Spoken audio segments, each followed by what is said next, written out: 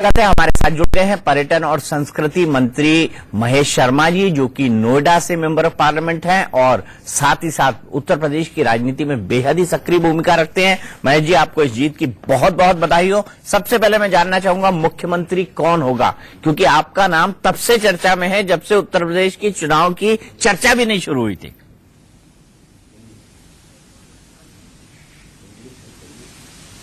पहले तो मैं उत्तर प्रदेश की जनता को बधाई देता हूं और धन्यवाद भी देता हूं कि उन्होंने एक ऐसे परिवर्तन की ओर अपना विश्वास जताया है। आदरणीय प्रधानमंत्री नरेंद्र मोदी जी की नीतियों, सुशासन, विकास की नीतियों के प्रति विश्वास, अमित शाह जी जैसे राष्ट्रीय संगठनकर्ता की, हमारे राष्ट्रीय अध्यक्ष जी की संगठनकर्ता के रूप में विश्वास, और उन ताकतों को एक जवाब दिया है जो समाज को धर्म, जाति, बिरादरी, दलित, नॉन दलित में बांटते चले आ रहे थे। ये उनके प्रति एक जवाब है।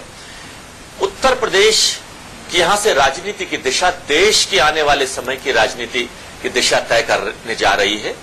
मैं समझता हूं आज एक परिवर्तन जिसकी जरूरत थी, जिसकी शुरुआत आदरणीय प्रधानमंत्री जी के सपनों को देश को कहां ले जाने की है, उस सपनों का साथ देने के लिए 3/4 बहुमत उत्तर प्रदेश की जनता ने दिया है।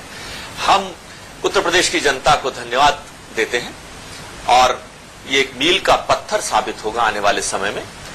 आपने जो सवाल पूछा है, भारतीय जनता पार्टी एक लोकतांत्रिक पार्टी है, जो वास्तव में लोकतांत्रिक पार्टी है। बाकी पार्टियों की मैं चर्चा आज नहीं करूंगा, वो एक एक व्यक्ति की या प्राइवेट लिमिटेड कंपनियां या पारिवारिक पार्टियां हैं। भारतीय जनता पार्टी में सामूहिक फैसला होता है। हमारा पार्लियामेंट्री बोर्ड, हमारे प्रदेश का नेतृत्व, सब लोग मिलकर फैसला करेंगे कि पार्टी का नेतृत्व कौन करे। मैं समझता हूं कि हम सबके लिए खुशी की बात है, भारतीय जनता पार्टी में हम सब लोग, एक एक कार्यकर्ता अपने आप को मुख्यमंत्री बना महसूस कर रहा है। इससे बड़ी ताकत और क्या हो सकती है? नहीं, वाकई ये बहुत बड़ी ताकत है और वाकई कार्यकर्ताओं की बहुत बड़ी शक्ति है, जिन्होंने इतनी बड़ी विजयश्री आपको दिलवाई है और आप लोग उस विजयश्री के नायक रहे हैं, आप लोग उस विजयश्री के फुट सोल्जर्स रहे हैं। लेकिन जब पार्लियामेंट्री बोर्ड इस इश्यू को डिस्कस करेगा तो क्या उसमें महेश शर्मा का नाम भी होगा? मैं ये जानना चाहता हूं बस आपसे।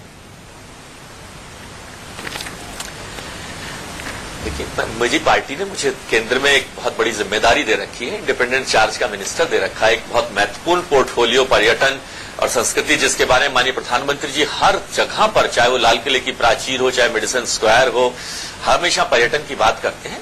मुझे एक बड़ी जिम्मेदारी दे रखी है। पार्टी का ये फैसला पार्टी का हमारा पार्लियामेंट्री बोर्ड करेगा कि किसको क्या जिम्मेदारी देनी।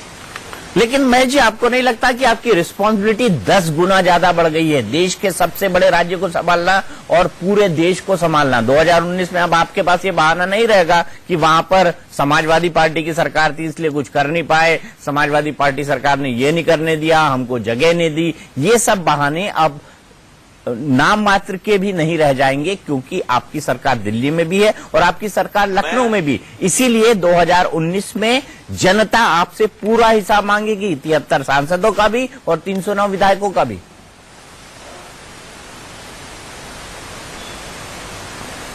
देखिए, जनता का ये हक है और हमारी ये जिम्मेदारी है।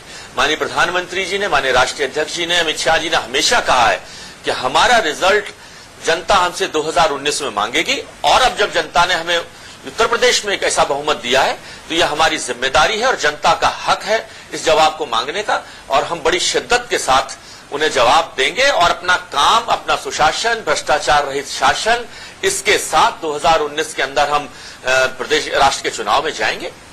अब मैं दीपक चौरसिया बोल रहा हूं महेश जी, और मेरे साथ विवेक अवस्थी हैं हमारे वरिष्ठ सहयोगी, वो आपसे एक सवाल पूछना चाहते हैं। विवेक, डॉक्टर साहब, बतौर सांसद आपने नोएडा की जनता को वादा किया था जेवर में एयरपोर्ट बनेगा, लेकिन किन्हीं कारणों से एयरपोर्ट यहां पर नहीं आ पाया। समाजवादी पार्टी की सरकार उसका कारण हो या कुछ और हो, अब जेवर में क्या एयरपोर्ट आएगा? क्या आप नोएडा और यूपी की जनता से इस बारे में कुछ वादा करेंगे इस समय?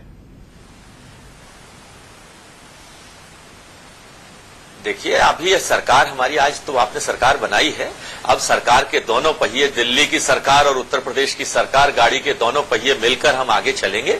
वो हमारे लिए खाली नोएडा नहीं, पूरा उत्तर प्रदेश हमारे सामने है। उन सबके विकास की जो भी एमएससी योजनाएं कहीं लंबित थी, उन सभी योजनाओं पर हम बिल्कुल इफेक्टिव ढंग से हम काम कर जनता के सामने एक ऐसा चेहरा प्रोड्यूस करेंगे जो जनता याद करेगी कि उत्तर प्रदेश के अंदर भारतीय जनता पार्टी की सरकार बनी है। एनडीए की सरकार बनी और दिल्ली में भी हमारी सरकार मोदी जी के नेतृत्व में, तो उत्तर प्रदेश विकास की राह पर चलेगा नहीं, दौड़ेगा। चलिए, बहुत बहुत शुक्रिया डॉक्टर साहब आपका, और हमारी तरफ से आपको इस जीत की बहुत बहुत बधाई भी।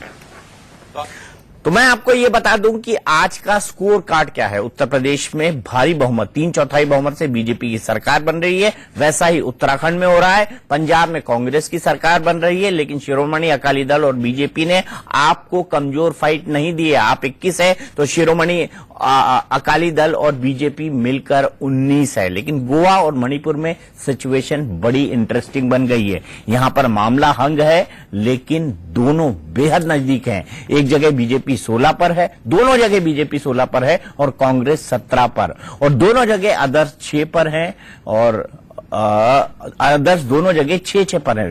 गोवा में 40 सीटें हैं, 39 के नतीजे आए हैं, और 60 सीटें मणिपुर में हैं जिसमें 39 के नतीजे आए हैं। इस पर भी हमारी नजर बनी हुई